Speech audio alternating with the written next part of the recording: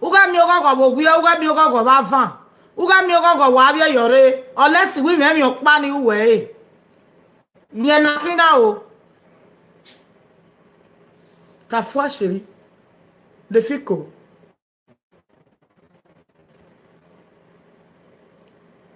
Wa bega ya. O igwe ya ni fie video igwa permit wa ke YouTube ke ya. Wa fia lele. Kosi ma me mi okpa ni we.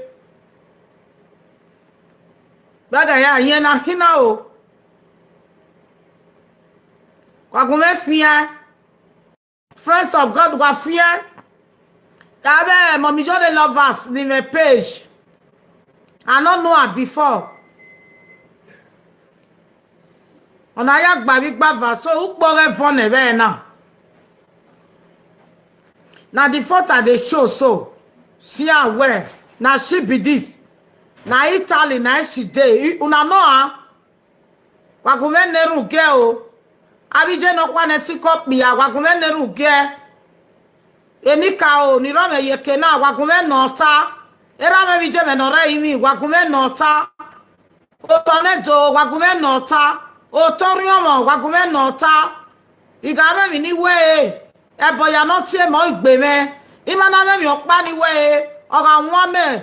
O mi ologo ma wo gwie. O mi ologo ma ba fan. O mi ologo ma ba obi Iyore. Cause ogwa meje uweti wa record mi. Ukawe woka ina forgive you we magwa.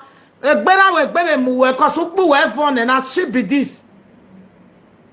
Da ni cho nya boda phone e. Da ya na hina. Ya ba wa e na hin. Wa be ya. Ya eva na hina.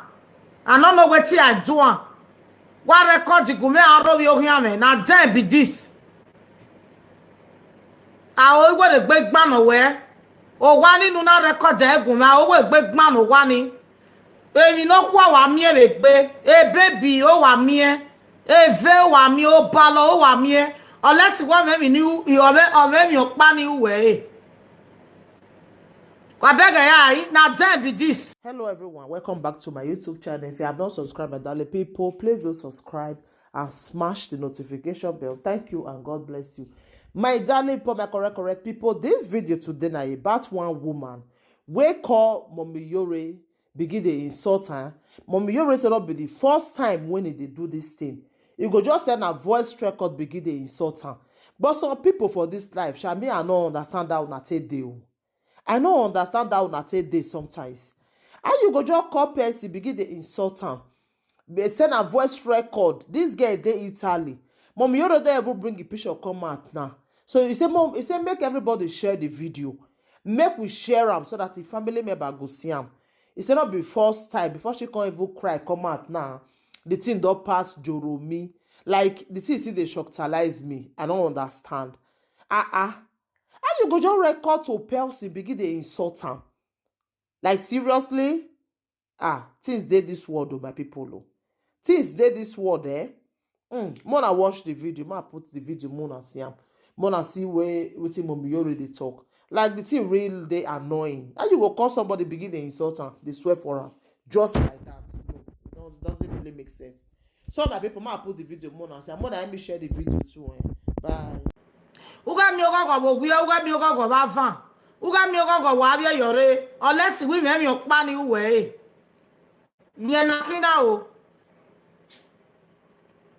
Ta foi chérie. De fico.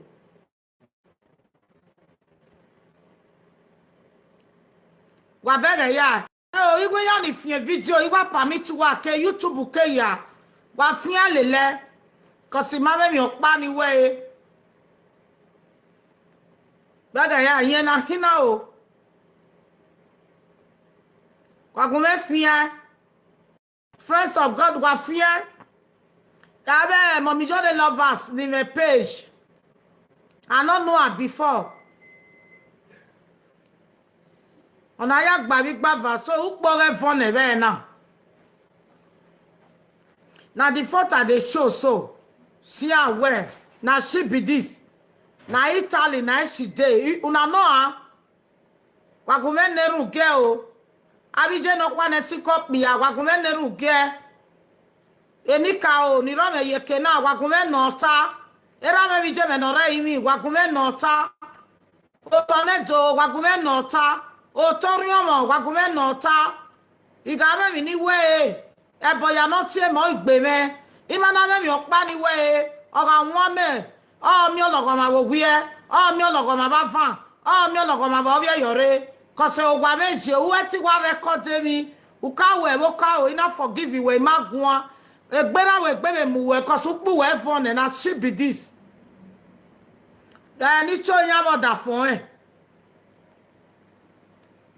Da nya na hina. Nya ba ogwa e na hin. Wa be nya eva na hina. I don't know what I do. What record you me aro bi ohia me na den be this. I always want a big man away. O wa nínú na record egun ma o we gbe gban o wa ni èmi no kwa wa mi e gbe e baby o wa mi e ve wa mi o ba lo o wa mi e unless wa me ni o me mi o pa ni we kwa bega ya na dem be this na she no be the man na abeg my brother you go talk to your wife I no do am anything.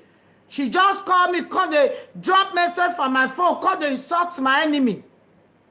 Oh, my woman, I can't be out of you. My name is Pani way. Oh, Coco to me. Why you can't wear? Why you want carry a dick for my prayer line? Now your business. Mona see the picture. Why won't make una carry am? All the people where they carry video, make una help me carry this family. Cause now my own idea, if you see the way this girl, this useless girl, they insult my enemy. He called me that they insult me. Today again, he still do one. God want punish and he come make sure say he drop picture. The picture the meme yena he. Wagume guy.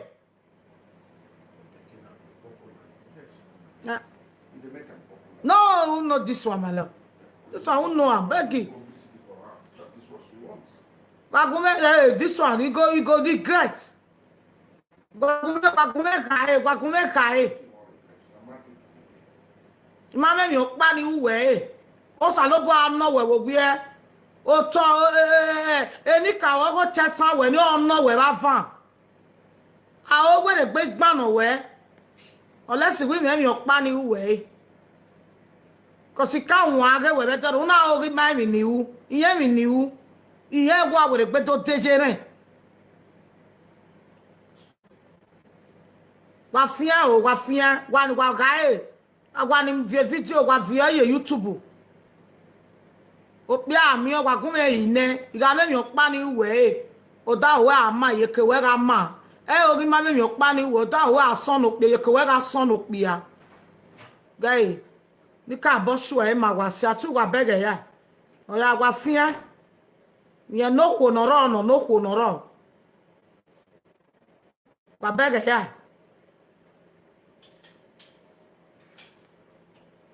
Mama mi okpa ni we.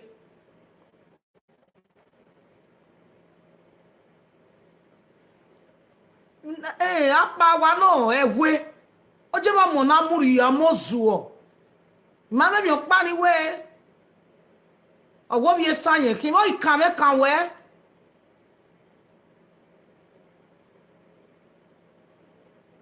Eni me wu ni bi esanye program me uke ya wu no kugwe kegbewe. Wa se ti we Mariana ri.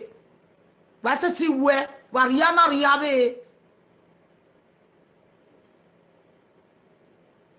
3. One of my eight me fio. On a ye Francis J. Wa mi ba na me na do contribute ji. On a mi wa be preach we there. Iye gun afo yen wa call if you way. E kara tu wa na imalake. Ya igun ane mo ri ata we mo kuna call. No be na go just va mi ba na go me pick a call na me ni meta na e yan han do gun ayi.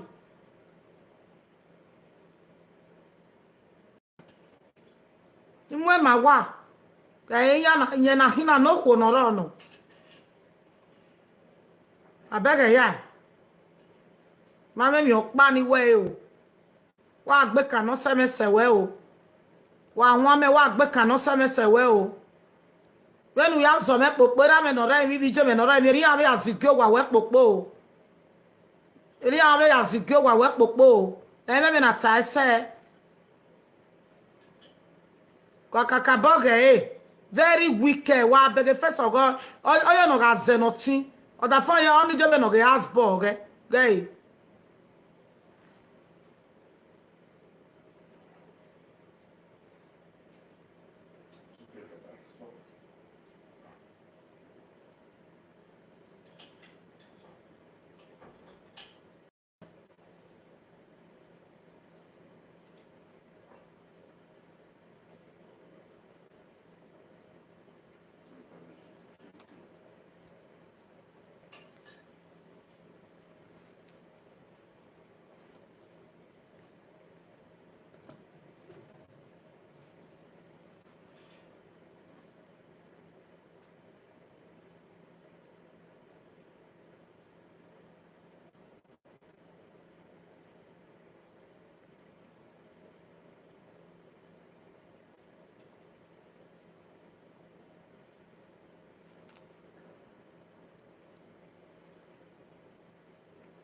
Okay, wa hon wa ya ha ma o igwa inu kemi nu ri so bo mo igwo wa ga mi wo unless we me pa ni wo phone na mi ori ni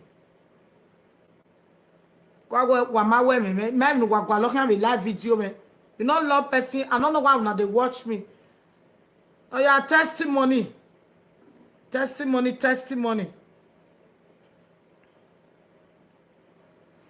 I want to buy it do gun ayo no matter many body na ma do gun ayo ido hi ne want to buy contribute to your testimony gwa lo testimony